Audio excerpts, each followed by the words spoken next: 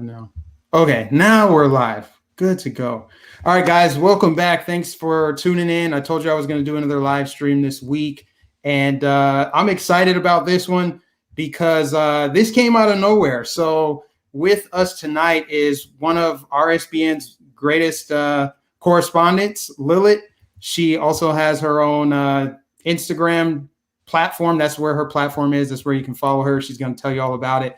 But tonight we're going to be unpacking the false doctrine of critical race theory. But first, I'm going to let Lilith introduce herself to you guys. If you guys have not seen her on RSBN, if you're new to my channel, go ahead and introduce yourself, Lilith. Hey everyone, Mike, thank you so much for having me. My name is Lilith. I met Mike through Right Side, and I am a teacher. And as you can tell by the title, I am not a brainwashed, indoctrinating teacher. So, yeah. And let me just give those that don't know you that well a little bit of a background of how we found you. So when Trump was in the hospital fighting the virus, right up in Maryland, he was at the Walter Reed Medical Center. We were pretty much camped out around the clock, just doing live reports outside of the hospital. And I was on the mic, and I overheard somebody just dropping facts. I think you were maybe on Breitbart or something, but This is why I was on air, and I picked it up, and I was like, I think we got to interview this person next. So I just walked up and put the microphone in your face. I'm like, could you just regurgitate everything you just said to Breitbart? But the CEO was watching at the time, and as soon as your interview was over, he's like, can we get her information? We need her. We need to bring her on board. So this is back in October, and you've been with RSBN ever since. So it's just crazy how our paths crossed, and now here we are today again. I know. It's really like you think about the opportunities that you have and the people that you meet, during those experiences, and it's just like, oh my gosh, if I was never red pilled, I wouldn't have met all these amazing people, such as yourself. So yeah, thank you for having me tonight. Yeah, I'm excited to have you on. But let's get into the meat and potatoes of what the stream is going to be about. So last night, guys, remember I told you, I was like, I'm going to do another stream. I don't know when, if it's going to be Thursday or Friday. It just kind of came to me last night when I saw critical race theory was trending on Twitter. And so I'm like, I want to do a deep dive and see, like, I knew what it was, but I'm like, I want to have somebody explain it to me, but not from an authoritative news source. So I have my own way of searching on YouTube that I'll find videos that only have like 50 subscribers or 50 views, but it's an authentic video. There's no propaganda in it. Nobody's pushing an agenda. Anyway, I typed in critical race theory, and then I searched by upload date, and like 10 of the videos was this girl with a mask on, and it's like, Maryland teacher rips critical race theory, spread this, share this. I'm like, that person looks familiar. So I clicked on it. Sure enough, it's Lilith. And I'm like, there's the video right there. There's the live stream. So fortunately, I have your number. So I sent you a text, and I'm like, hey, you want to come on the show? But I'm sure plenty of people want to reach out to you now to try to get you on their platform. You were supposed to go on Laura Ingraham and some other people, right? Yeah. I was fortunate enough to have Fox News contact me. Sadly, they had to cancel it last minute, but I know this, conversation is just getting started, Mike, and it's only going to grow from here. So wherever I can spread my message, no matter how big or small the platform is, if I can just spread my message, share my information, and hopefully inspire one more person to come forward, whether it's a parent, a teacher, a student, a community member, whoever it is, to come forward and voice your concerns, because these are your kids. These are not my kids. These are your kids. They are the future of this country. So, we are totally responsible for them. Absolutely. And now that we got a decent crowd watching, I'm going to go ahead and play that video in case people haven't seen it yet, because it was on PragerU and some other platforms. But I'm going to go ahead and play it so that the viewers can see it. Hi, I'm a teacher speaking on behalf of every fed up teacher in this nation.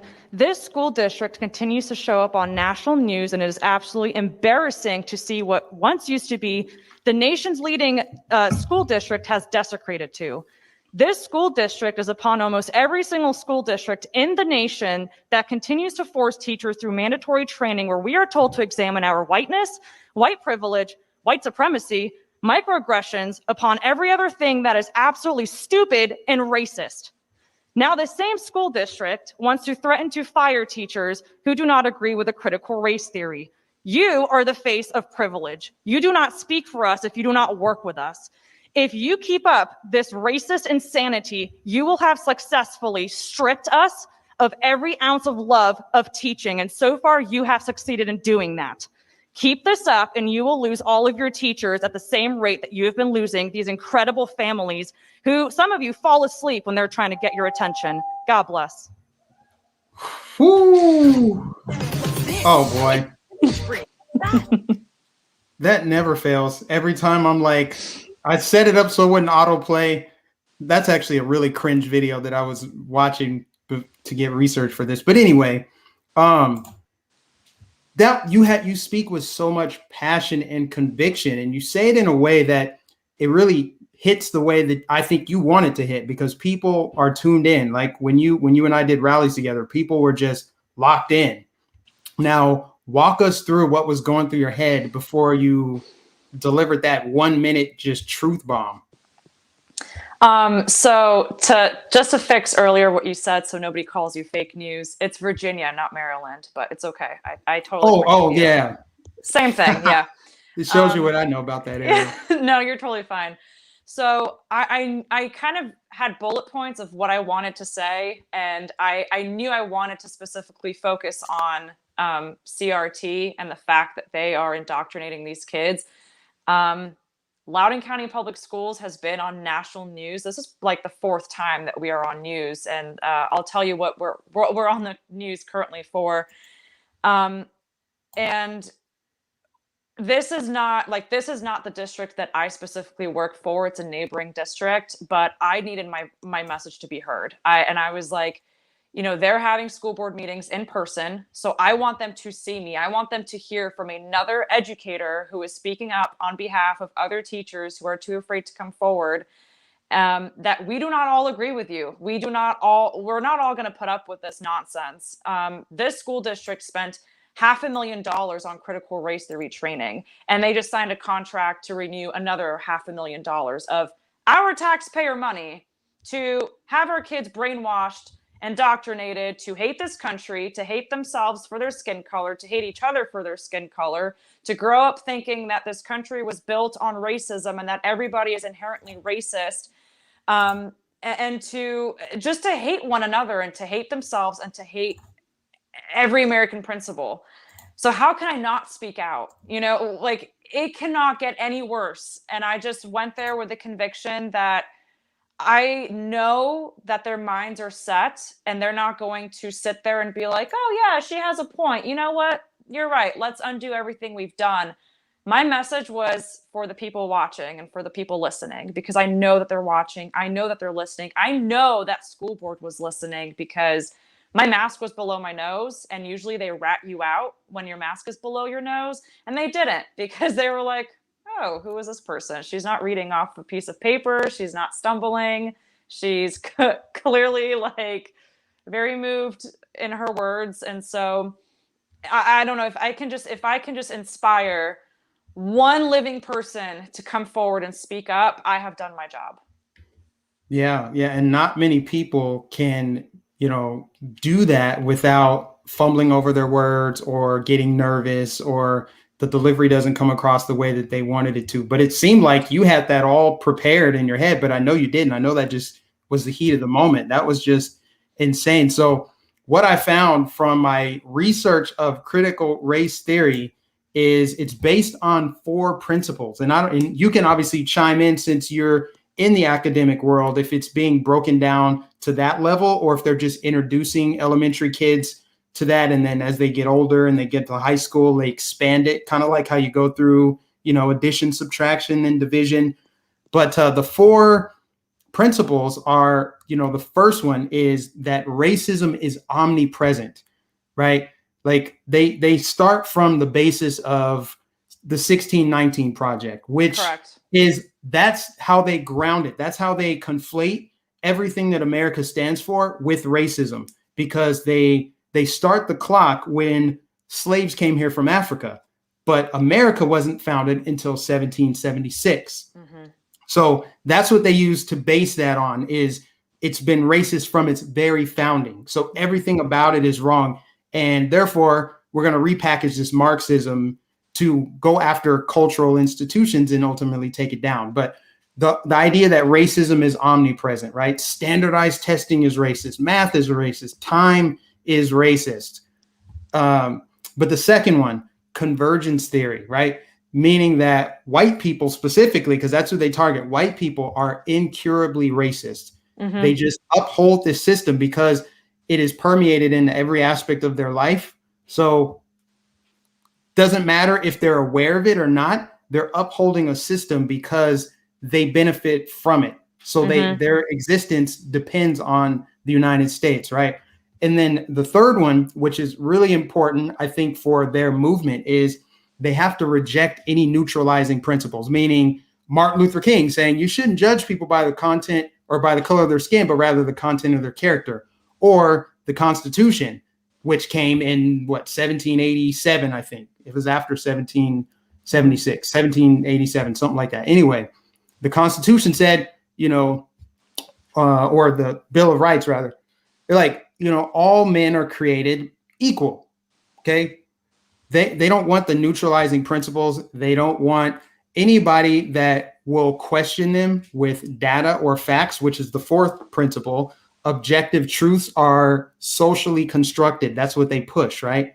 So like if you come with facts and evidence to try to debunk one of these myths, right? Or if you're trying to, tear down one of their arguments, for example, cops are out there hunting down Black people. If you come with statistics and data and evidence, they'll say that you're upholding this hegemonic oppression. You're using statistics and truth and data because that's a part of the system that you created. It is, therefore, it is oppressive. It is racism. It is white supremacy. Mm-hmm. And we need, all these things. So have you come across that, or is it just, we're just going to tell people to judge people by the color of their skin? So going back to what you said about the Constitution. So I'm reading about an article from Breitbart. There's another school district in Virginia that paid critical race theory genius, what's his last name? Hold on. What's his last name? Let me not get it wrong. I should know his name by now. Ibram Kendi. This school district, Fairfax County Public Schools, spent tens of thousands of your taxpayer dollar to have this man give a 1-hour virtual training on critical race theory. They spent $20,000 for him to speak for an hour virtually about this. And so going back to the Constitution, according to Joe Pollack, critical race theory holds that all of America is racist by design because its Constitution and all of its other institutions emerged in a context where slavery was legal. So, not only are they saying that this country was founded on slavery, the Constitution is racist, but even math is racist. Like, why are we saying that 2 + 2 is 4? Why can't 2 + 2 be 6? Or why can't 2 + 2 be -9? If you're good at math, you're racist. Colleges and universities are now cutting the admittance rates from Asian and white students because they have a higher GPA and they exceed in math. So even if you're good at math, you're racist. Your weight scale, you stand and weigh yourself every morning. That's objectively racist against obese people. Like, everything that they are pushing on the children now is that racist. So I personally, myself, at least yet, haven't been asked to teach one of these principles. But we are teachers across the country are constantly put into mandatory training where you are told to examine, like you heard in my video, your whiteness, your white privilege, your white supremacy, your microaggressions. And now with the attacks on Asian Americans, they are twisting the narrative and saying that the attacks on Asian Americans is a result of white supremacy.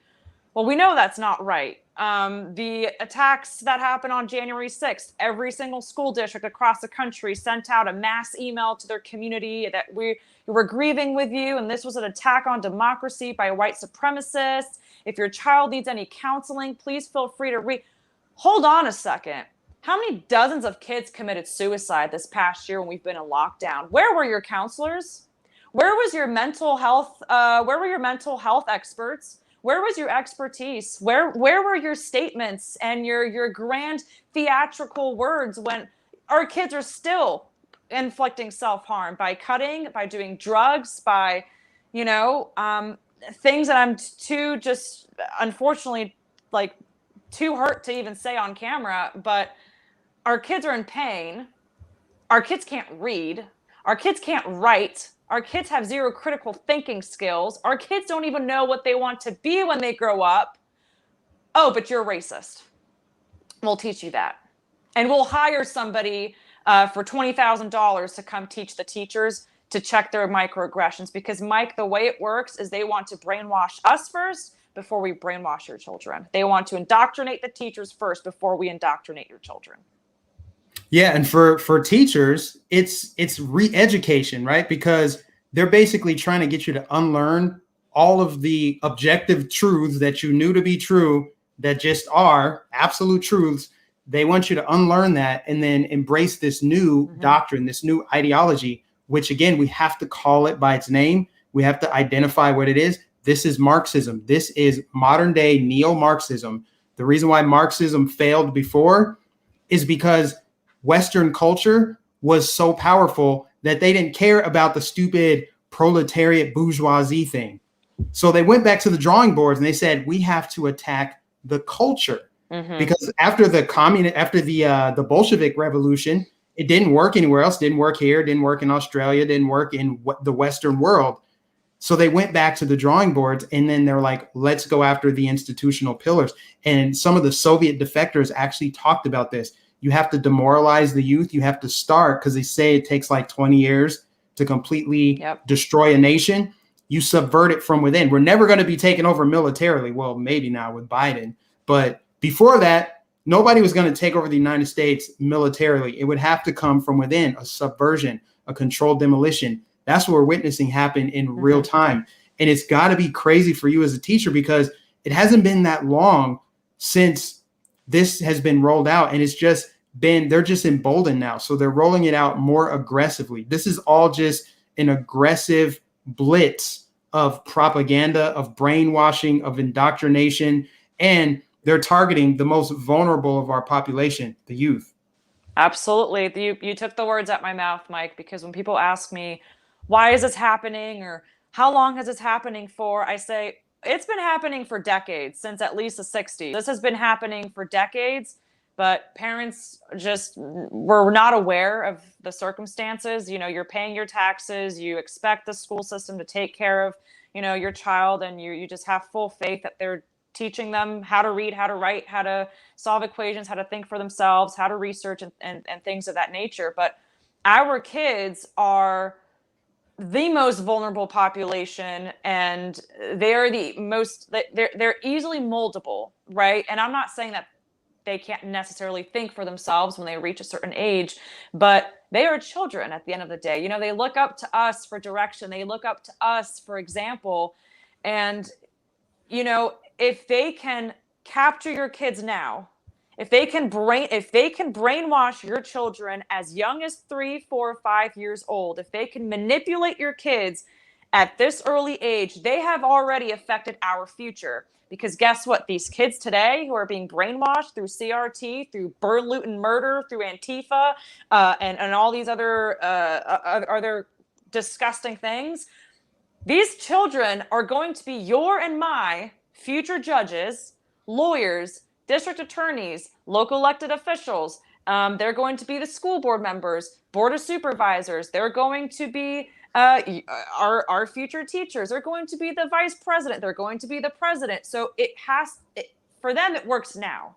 The sooner they can get our kids, the sooner they can destruct this country, because our kids are the future of this country. So if they can crash them now, they've already destroyed our country. And so if parents keep waiting and waiting and waiting, you're just adding, you're just taking away more time from our expiration date, because they've already altered our future.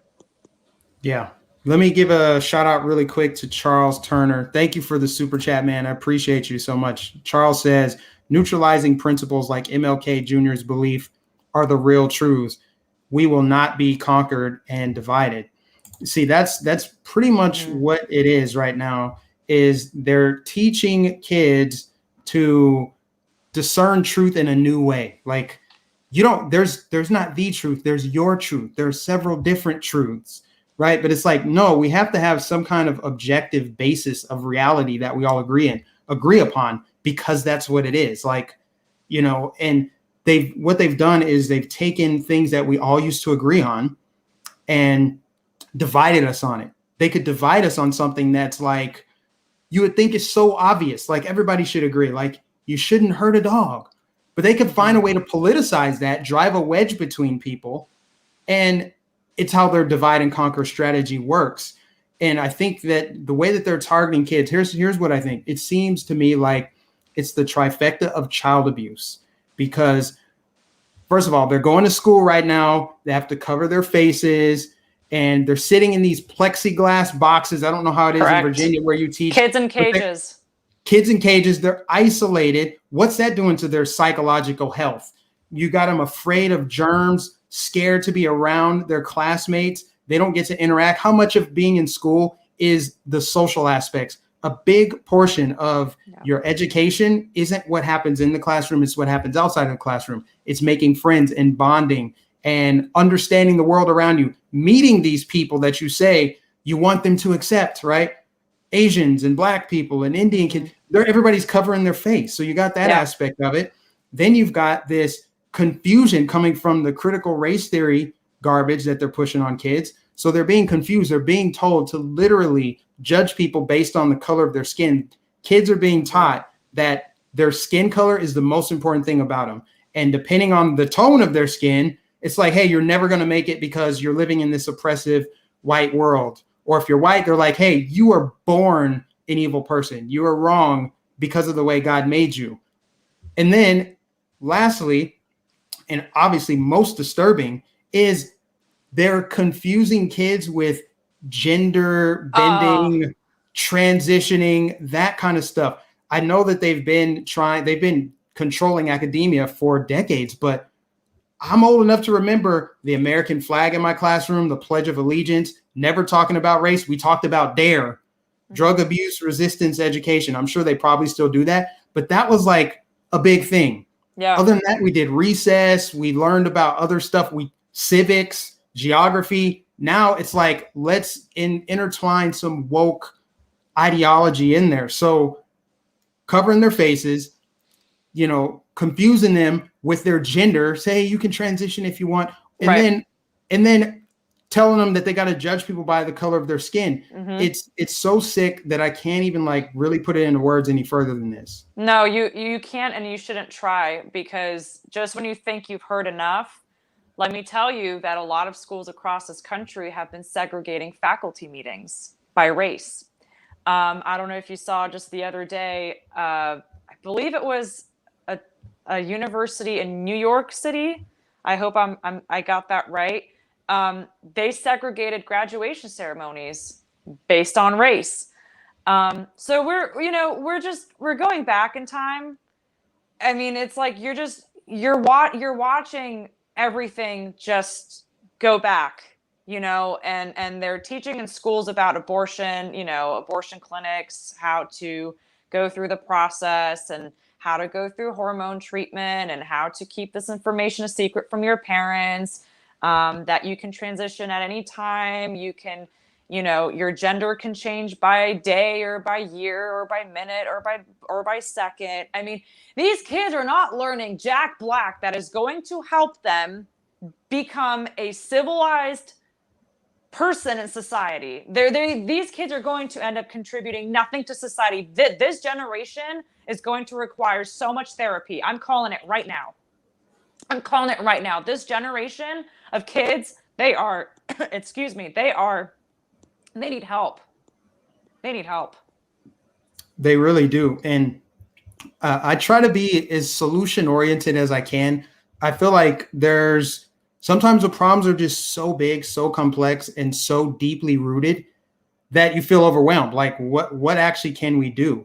I mean, I think that parents across the country right now, if they're living in states where kids aren't allowed to go back to school, or in, I think, California, they're talking about, making vaccines mandatory, which I don't want to really get into because YouTube will take this video down. But I think there's an opportunity right now for parents to take back control of their kids' education, especially if they're going to force them to stay home and just homeschool. I mean, all the resources are available online. You don't need to even go to the library. There's obviously other teacher meetups, like homeschool meetups and stuff like that. There's opportunity to teach your kids at home to prepare them for the world. Because if you don't, and they go back to school, the school's going to raise them. Like, parents should be raising their kids, not the state. The state is just there to educate them, prepare them for some kind of discipline when they go out there, some kind of academic discipline that they pursue to ultimately make the world a better place, follow their dreams, their passions, become a fireman, et cetera, et cetera. But it just seems to me that's the simplest solution, is to just cut off the pipeline of kids that get to go into these indoctrination centers. Yeah, and what breaks my heart is that parents have been begging, rightfully so, understandably so, for their parents for their students to go back to school. So for the last year that we've been in lockdown, parents have been asking schools, please let my child come back to school. Okay, well, let's think about what the situation. Let's look at a typical day of school today. If your child is sent back to in-person instruction, let's take a quick glance at what that looks like. Your child is forced to wear a mask 7 hours a day.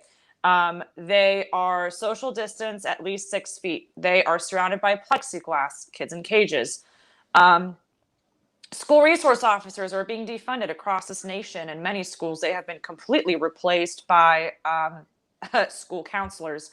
And now you can have boys going into girls' bathrooms, boys going into girls' locker rooms. Sorry, I have a dry throat. But and then your child has no recess time, no lunch time. They can't take their mask off to run around on the playground because they can't even be on the playground. They don't even get to see all of their friends because only half of the class shows up 2 days a week. The other half of the class shows up the other 2 days of the week. They lie to you by saying, oh, we're going to return our kids to school 4 days a week in person. Oh, that's funny, because when your child is in school in person, in class, guess what? They're still learning virtually because their teacher, who is vaccinated, still refuses to come to school. So your child is learning in person through a screen with a mask on, with no friends. And in a lot of cases, I mean, the teacher can't even approach the student to show them how to do something on the computer. I'm currently working with a family, and they have 2 kids. The youngest is in 1st grade, and the 1st grader came home and was like, my teacher couldn't help me figure something out on my computer because she said I have to be 6 feet away from you. I mean, can you imagine? Your kids are getting slapped across the face by the government. I have no better way of explaining the situation, that they don't care about you. They've never cared about you. They don't care about your kids. They've never cared. It's just, it took this situation, this horrible last 12 months of our lives, for parents to finally realize that you have complete control of your kids. You need to take complete control of your kids. You are a threat to these schools when you speak out and when you get involved. As teachers, we want to speak out, but we can't because we fear for our lives. Okay? I have a target on my back for speaking out against critical race theory. Parents have been getting doxxed in this district for speaking out at school board meetings. So the important thing is to understand that, either way, you are a threat. But for people who say, oh, I'm just too scared to speak out for my kids. You're scared to speak out for your kids? If you don't speak out for your kids, you're going to lose your kid. If you don't speak out for your kid, the same corrupt system that has been brainwashing and indoctrinating your children will continue speaking up for your children. Your children are voiceless. Your children can't defend themselves. Your children cannot speak for themselves. You are the voice for your children. And it's very disappointing and disheartening to sometimes feel like you're the only person in this fight, because I can't do my job of speaking out if I don't have the support from parents. If parents don't speak out for their kids, I don't know how much else I can do. There's only so many things that I can fight for. There's only so many people that I can fight for. A lot of teachers in my position just end up quitting before we get fired. I mean, we all have a fight to fight. So if we can form that alliance and understand that it is now the time to fight, then we can actually make change, instead of being keyboard warriors and saying, oh, we must take our country back, and it's time that we fight back, and oh, we need more teachers like you. We need more people like you to speak up. That could be you. Why does it have to be me? That's sweet. I appreciate the compliment that you appreciated me speaking out. But what does it mean to say, we wish more people like you could speak out? Why are you not that person? If 10 of the people who message me those things every day, if just 10 of them spoke out, we would be taking great strides, ahead. Because while we are too comfortable to be keyboard warriors on our phones and complain online and say, well, the left, blah, blah, blah, blah, blah, and the cancel culture, blah, blah, blah, blah, blah. While we're doing this, guess what the left is doing? They've already passed 20 nonsensical executive orders, and we had no idea of. The left has already taken 10 extra strides to ruin our lives while we have been complaining online. So it's like, figure out what is your fight, figure out your priority, pick your battles, and understand that it literally cannot get any worse. It cannot get any worse. Yeah, absolutely. Got to find your voice, because they're playing the long game. They're playing for keeps. They're not messing around. Let me give a couple shout outs to some super chatters real quick here. JVS H-Town says, please encourage your viewers to call members of the Florida State Legislature House Judiciary Committee to pass the Transparency in Technology Act, HB 7013. Daniel Perez is the chairperson. Okay, well, I just said it out loud. So if somebody knows what that is, please do the following. Thank you for the super chat, though. And then also Russ says, public schools are literal prisons for children. This is from Michael Malice. Thank you, Mike and Lilith, for speaking truth so forcefully on this. Speaking the truth takes courage, but it also just comes so naturally. The truth fears no scrutiny. So you should be able to speak the truth bold and unapologetically. That's what you have to do. You cannot be afraid of the consequences, because they're not afraid of consequences, because people aren't speaking the truth. The only reason they do what they do is because they fear no consequences. But if they get a big enough backlash of parents, teachers, and just everyday people, whether they have kids or not, speaking out and standing up for people who can't speak for themselves, people who don't know any, like kids, they're growing up thinking that this is just the way the world is. This is the normal. But those of us that have something to compare it to, this normal, those of us that have something to compare it to should be speaking the loudest. We can't bow to political correctness. We have to call out identity politics and intersectionality and all of this garbage that they're using, because what they're doing is, again, cramming down neo-Marxist ideology. It's Marxism. That's exactly what it is. That's why they're using all these new terms like lift up and we need to raise the marginalized voices. They need to be heard the most. Systemic racism. They use vague terms. They keep it intentionally vague so that you can actually dig the problem up by the root. And then if you happen to speak out, then they come after you with the mob. They threaten you. They bully you. At the very least, they're going to call you some names. They're going to they're going to use the tactics that they learned, like I just highlighted in their principles. These aren't even my words. These are their principles, which is they have to completely reject any neutralizing ideology or doctrine. They have to neutralize it because, and not only that, they have to slander it because they know that that's the kryptonite. That's what destroys the entire narrative. When the facts and the truth and the evidence come out, the narrative falls apart. And it's always, I find it so ironical that, you know, these school boards, almost all of them are white. So wait a minute. So why don't you check your micro? That's why I said you are the face of privilege. You know, how dare you think that you can speak for us? I saw a video of a Black parent in Ohio speaking out to the school board against critical race theory. And I'm like, hallelujah. You know, yeah. Hallelujah. If I fail my part to inspire at least one more person to come forward, I hope and pray to God that this parent will inspire somebody to come forward. You know, like I said, these are your kids. I don't have kids of my own, but all of these kids in public schools, they are my kids. You know, they are the future of this generation. They're the future of this country. I hold them near to my heart because they're just so precious and they're vulnerable and they're very innocent. And so when I see or when I hear kids, you know, saying things that are questionable and just they're misinformed, I feel bad for them because they don't know any better. I mean, I'm a former Democrat. You know, I thought I knew stuff and I would say stuff, but today's kids are really just, they're so much more progressive because of this. I mean, you know, if you talk about the music they listen to, the social media apps that they're on, you know, all the crazy things that they see through their phones, like this is what they're engraved in.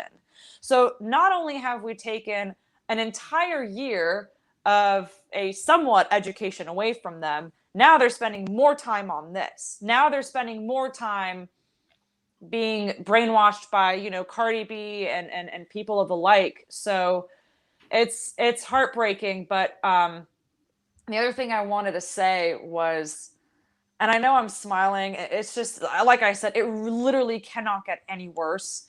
But there are teachers who help their students make signs, like political signs for when they go and when they protest. There's an account on Instagram, I think it's called Woke Kindergarten or Woke Kindergarteners, and they have a lot of followers. And I saw a video of a class full of kindergarteners back in 2016 with signs, like they drew pictures of President Trump. They were chanting either F Donald Trump or Go Donald Trump or some kindergarteners. And this teacher just posted on Instagram, like they're just celebrating. They have, you know, they have no sense of, you know what, maybe this isn't right. Maybe this is really inappropriate. Maybe why am I even talking about politics? You know, it's controversial for us to go to school wearing a cross necklace.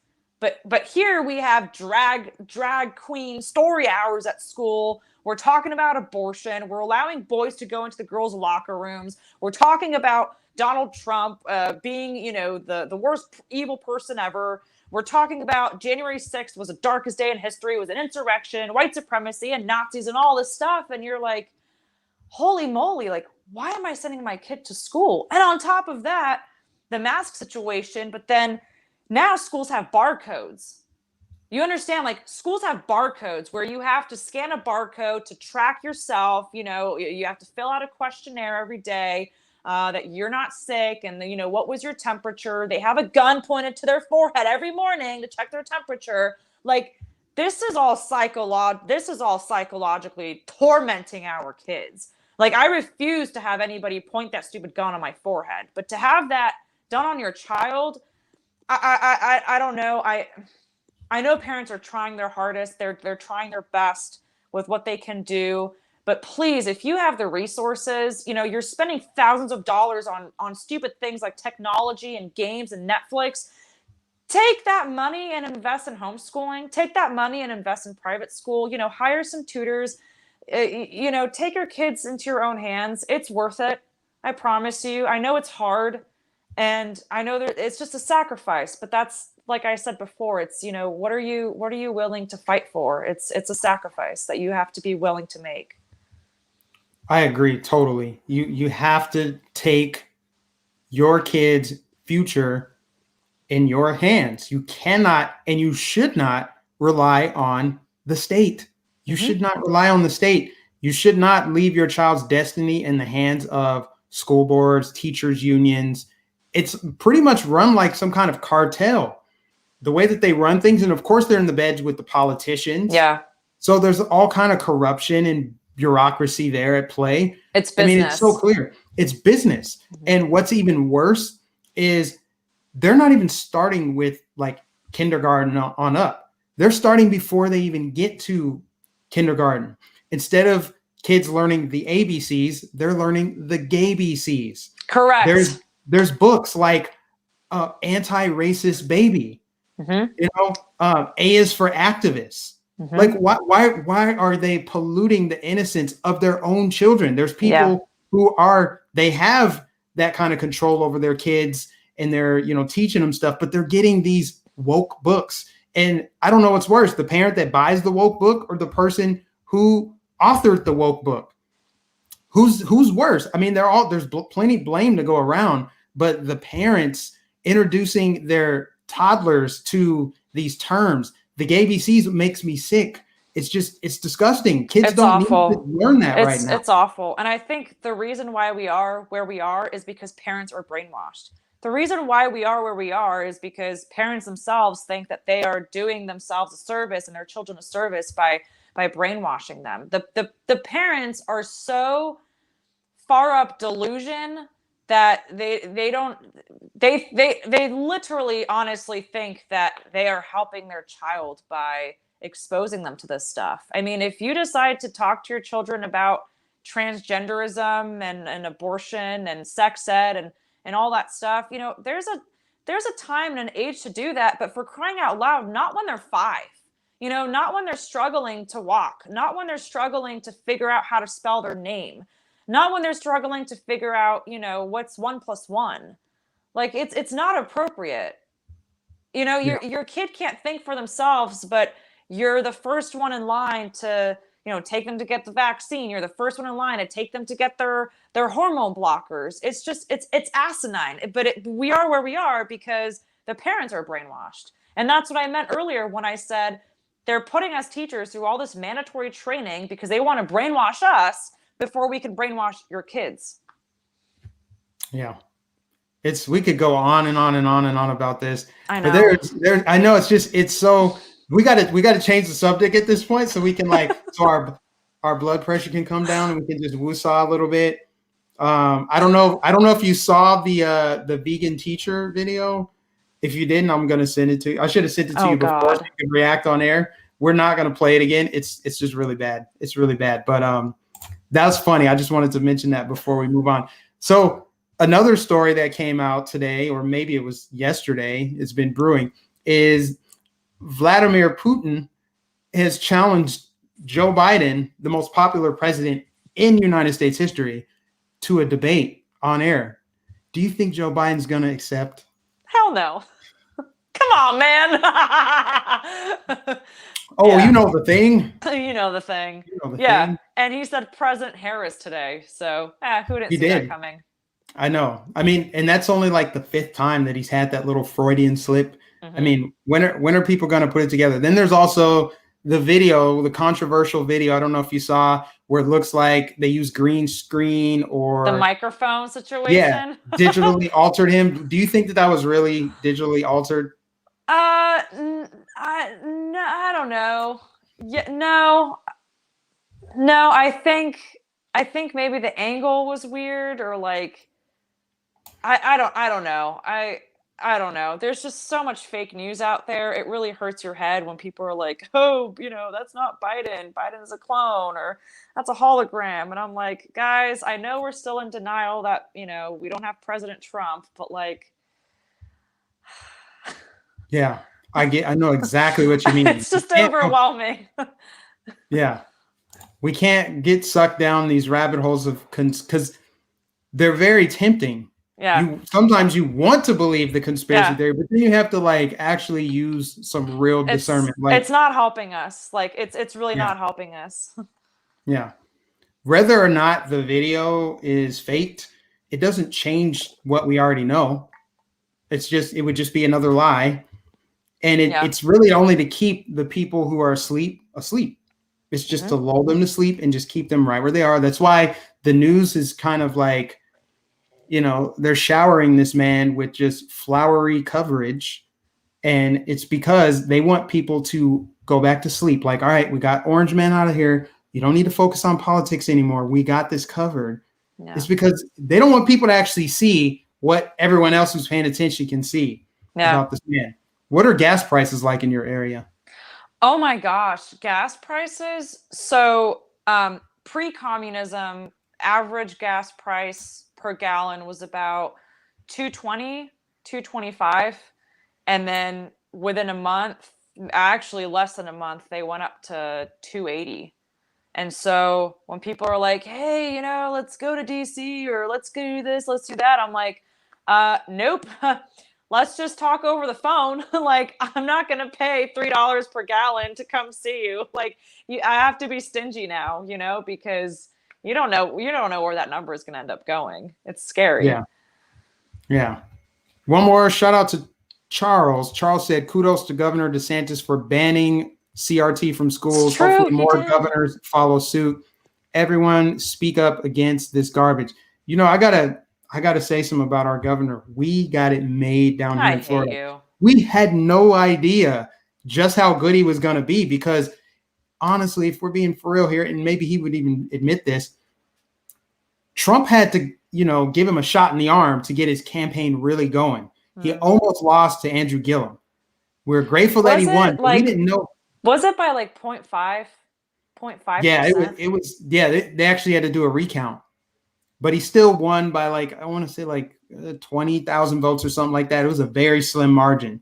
Wow. And so we had no idea how instrumental this man would be now. He is just showing other governors how to do it, right? While one governor's getting recalled and the other one is got sex assault allegation after sex assault allegation.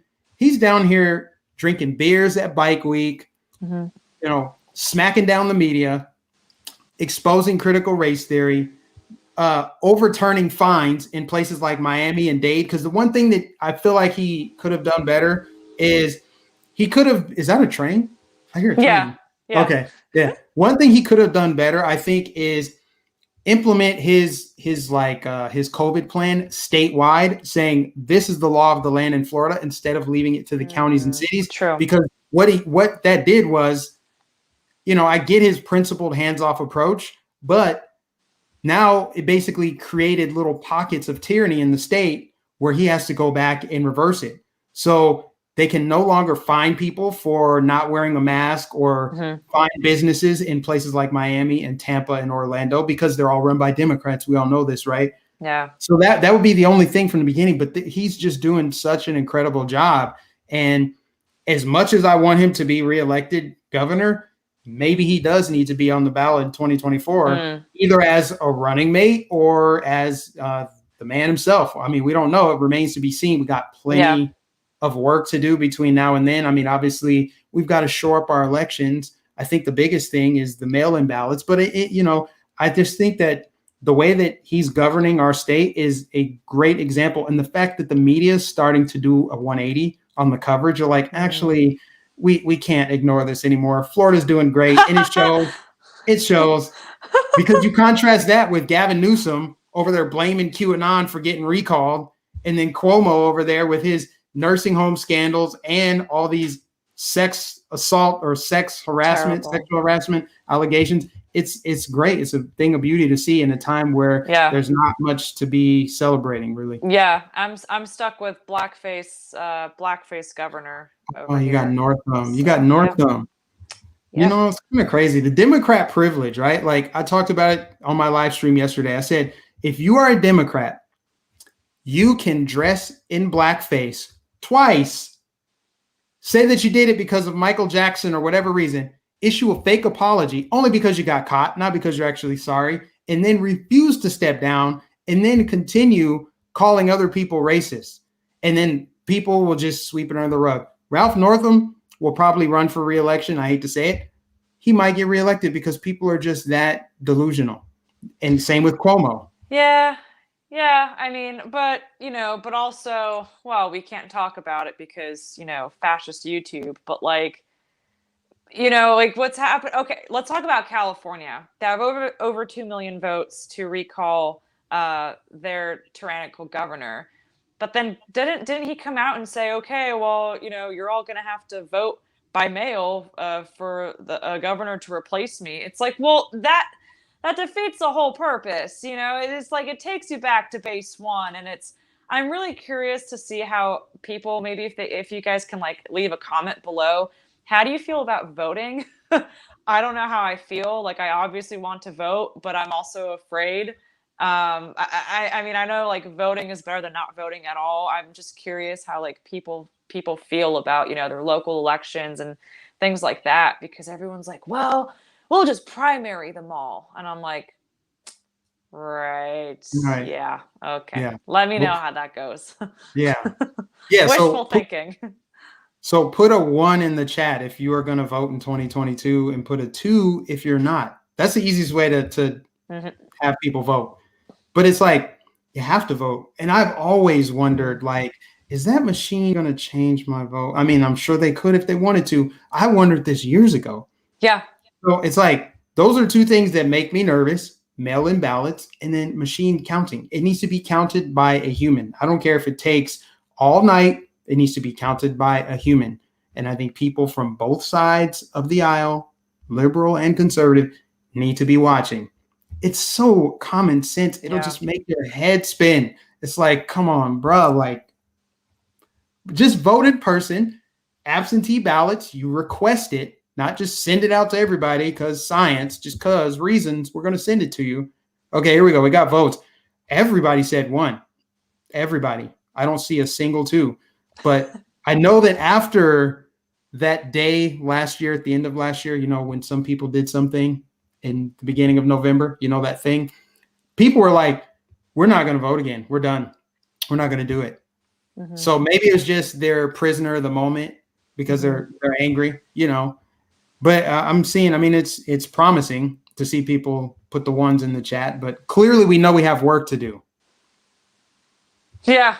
Yeah, we have work to do. And I don't know. I like, sometimes it feels like you're just watching your country just fall to pieces, and we're peasants, you and I are peasants. Like, we have no power, we have no control over these things. But I think that if enough people, like I said earlier, if enough people can get together, band together, and get involved locally, you have to start, in increments, like maybe be part of your HOA or, run for whatever local office, whatever it might be, like get involved somehow, some way. And hopefully locally we can make a difference, because Mike, you live in Florida. I don't know how you feel about everybody and their mothers moving to Florida.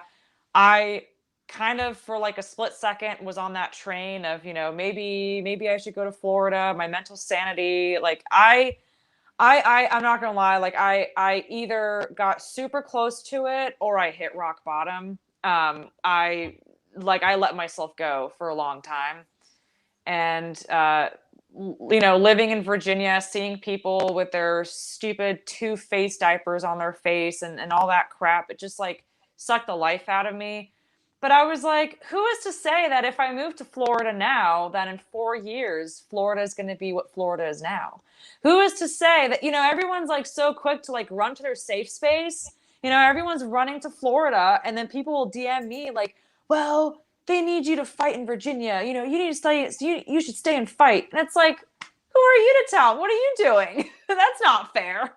You expect me to put in this work, but you're moving to Florida, or you're moving to South Dakota, or you're moving to Texas, or although Texas is gone. I'm sorry. If you currently live in Texas, you should probably, like, I don't know, go up north or leave, because those illegal aliens, I mean, I'm way too scared to go to Texas. Seriously. Yeah, the border crisis is real. 13,000 kids in overflow facilities, facilities for migrants, not cages. It was only cages for 4 years, but overflow we can't let our kids go back to school, but we'll bring the illegals in without testing them. They can come in with their diseases and their, criminal history and all that crap. And yeah, we'll just bring them over, but we can't send our kids back to school. And how dare you open up your small business? Yeah. Yeah. And yeah, how dare you open up your small business and, we're going to take your tax money to, Pakistan. Anyway, we've complained enough. I think they get the point. We don't like the way things are going, so we're going to continue speaking out. What's next for you in 2021? At this rate, it's kind of hard to see myself continue in the public school indoctrination camps unless there's a major overhaul. I have currently zero desire to continue unless I was working in a really small, tight knit community conservative district. I'm homeschooling families. I'm tutoring them. I'm trying to find ways to help these families who have pulled their kids out of public school. And I think that's the next step for me is maybe, to do my own thing. I've mentioned in the past that in the future, I will be opening up a school, Donald J. Trump School of Excellence. And I think that's the next big thing for parents, for parents to not only take full control of their kids, but also for teachers to kind of, you don't necessarily have to quit your profession. You don't have to quit teaching forever. You can find other avenues of spreading your love and joy of teaching and inspiring and motivating kids. So if these schools are going to cancel us, or if these schools are going to go woke and go broke, I'll start my own school. I'll start my own little local thing, and I will bring patriotic education back, 1776, and it's up to us to do the right thing. I think if you have the passion and the desire, and you have the resources, and you have at least a few people who are willing to band together and support you, that is the only way that we can move forward. We have to stay together as a tight-knit community. And like I said, I mean, I don't know. I always try to see the positive in things, and I don't know. I don't know what to expect next, but I don't see myself continuing working in a system that I don't agree with. Yeah. And while you're there, continue speaking out though, because you're doing a great service and it shows with your viral video. Let me give a few shout outs and then we'll wrap up. Jessica Diaz says the Democrats will cheat again in 2022 if mail-in ballots are allowed again. Spoiler alert, they will be allowed again because I think that they're going to let COVID linger just a little bit longer to justify mail-in ballots. We're going to have a spike at some point next year. It's going to happen. There's no reason to pretend otherwise. That's what they'll do. iTumbler says conservatives need to go offense. Tired of hearing the outrage. I am too. I really am. I'm tired of the perpetual shock. Can you believe the left is doing this now? I'm so It was cool at first. It was kind of funny because it was like a way to pivot away from everything we just went through as a country. It's like we're looking at something else. There's something else to focus on, right? The left is canceling Dr. Seuss now. Are you really surprised by this? Mm-hmm. Are you surprised by Yosemite Sam and Pepe Le Pew? It's really not shocking. They've been doing it. It's just now conservatives are just piling on. I'm like, that's not moving the needle at all. We need to be talking about some of these Republicans. See, I could really go on a rant right now. Shots. Greg Abbott, I will call him by name. Mike DeWine in Ohio. Who are these Republican governors? Of course, Brian Kemp in Georgia. Don't even get me started. Let me give some more shout outs and then we're going to wrap up. But I thank you for that super chat. And then we got one more from, where'd it go? From Charles again. My man, Charles, thank you. And I did get your email. Thank you, man. Charles says, remember, politics is downstream from culture. Don't be afraid to go on offense. Taking the high road is no longer an option. It has gotten us nowhere. And that is the real shift right now. That is the shift in this movement.